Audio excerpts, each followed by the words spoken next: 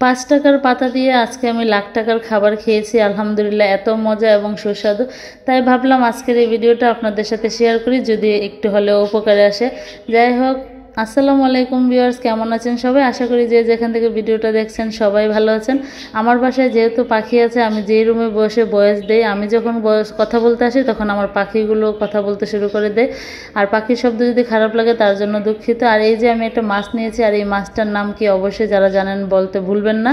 যাই হোক, মাছটাকে আমি হলুদ লবণ দিয়ে মাখিয়ে নিয়েছি, কারণ এই মাছ বোনাটা না হলে আমার সেই 5 টাকার পাতা দিয়ে লাখ টাকার খাবারটা হবে না। সেজন্য আমি মাছটাকে ভেজে নিয়েছি। মাছটা ভাজা হয়ে গেছে। এখন মাছের ভাজার তেলটার মধ্যে আমি পরিমাণ মতো পেঁয়াজ কুচি দিয়ে দিলাম। দিয়ে পেঁয়াজটা যখন হালকা একটু বাদামি রঙের হয়ে এসেছে, তার মধ্যে দিয়ে দিলাম হলুদের গুঁড়ো, মরিচের গুঁড়ো আর স্বাদ মতো একটু লবণ। বাস দিয়ে এবার মশলাটাকে কষিয়ে নিলাম। কষিয়ে এবার মাছটাকে দিয়ে 1 মিনিট কষিয়ে নিলাম। দিয়ে এখন সামান্য একটু পানি দিয়ে দেবো, যেন মাছটা ভালোভাবে সিদ্ধ হয়ে যায় আর মাছে কোনো প্রকারের গন্ধ না থাকে। আর আমি মাছ বোনা করার সময় কোনো রকম ধনিয়া অথবা জিরা গুঁড়া ব্যবহার করি না। এভাবেই আল্লাহর রহমতে মাছটা খেতে খুবই ভালো লাগে। যাই হোক, আপনারা আপনাদের পছন্দ মতো রান্না করে নেবেন, যে যেভাবে মাছ খেতে পছন্দ করেন। অনেকে কাঁচা মাছ খেতে পছন্দ করেন, আপনারা আপনাদের মতো করে মাছটা ভুনা করে নেবেন। আর এই হচ্ছে আমার 5 টাকার পাতা দিয়ে লাখ টাকার খাবার। এটা হচ্ছে মেস্টা পাতা আমরা বলি, আমার শ্বশুর বাড়িতে বলে হইফলা পাতা সিলেট অঞ্চলে। আর জানি না আপনারা কী পাতা বলেন, অবশ্যই কমেন্টস করে জানাবেন। আর এই পাতাটা দিয়ে ভর্তা করে খেতে কিন্তু খুব ভালো লাগে। আবার অনেকে আছে ছোটো মাছ দিয়ে এই টক পাতাটা দিয়ে কিন্তু টকও রান্না করে খায়। আর আমার কাছে এই পাতাটা দিয়ে ভর্তা করে খেতে খুবই ভালো লাগে। অনেক দিন ধরে এই পাতাটা খেতে মন চাইতেছিল, যেহেতু বাড়িতে যেতে পারতেছিলাম না। আপনাদের ভাইয়া বাজার থেকে নিয়ে আসছে। পরে জিজ্ঞেস করলাম কত টাকা, বললো যে 5 টাকা। আমি তো মহা খুশি 5 টাকার জিনিস পেয়ে, কারণ লাখ টাকার জিনিস দিয়ে আমার এত খুশি করতে পারে নাই, যেহেতু এই জিনিসটা খেতে মন চাইছিল।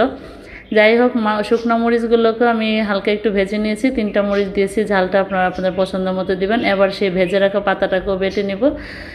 পাতাটা আমি বেটে নিচ্ছি। আর এই ভর্তাটা কিন্তু সত্যি আসলে অনেক মজা। আর বাঙালির পছন্দের খাবারের মধ্যে তো ভর্তার কোনো জুড়ি নেই।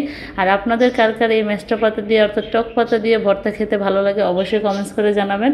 আমি এখানে 1 পিস মাছ দিয়ে দিচ্ছি, যেহেতু পাতাটা অনেক বেশি টক, খালি খেতে গেলে বেশি টক লাগবে, সেজন্য মাছটা দিলে ভর্তার স্বাদটাও দ্বিগুণ হয়ে যাবে আর টকটাও কমে যাবে। আর এই ভর্তার মধ্যে বিশেষত্ব হচ্ছে আপনার কাঁচা পেঁয়াজটা দিলে খেতে কিন্তু আরও বেশি ভালো লাগে। যখন আপনি ভর্তা দিয়ে খেতে যাবেন তখন কাঁচা পেঁয়াজটা দাঁতের নিচে পড়লে খেতে খুবই ভালো লাগে। যাই হোক, স্বাদ মতো লবণ দিয়ে দিব। দিয়ে এবার ভর্তাটাকে মাখিয়ে আমি তুলে নিচ্ছি। তৈরি হয়ে গেল আজকের আমার লাখ টাকার মজাদার ভর্তা রেসিপি। যদিও এই খাবারটা আমার কাছে লাখ টাকার, আপনাদের কাছে নাও লাগতে পারে। যাই হোক, যার কাছে যে খাবারটা পছন্দের সেটা তার কাছে লাখ টাকার। কুরমা পোলাওর কাছ থেকেও আমার কাছে এই খাবারটা খুবই ভালো লাগে। যদি আজকের ভিডিওটা ভালো লাগে শেয়ার করতে বলবেন না। ভালো থাকবেন সবাই, আল্লাহ হাফেজ।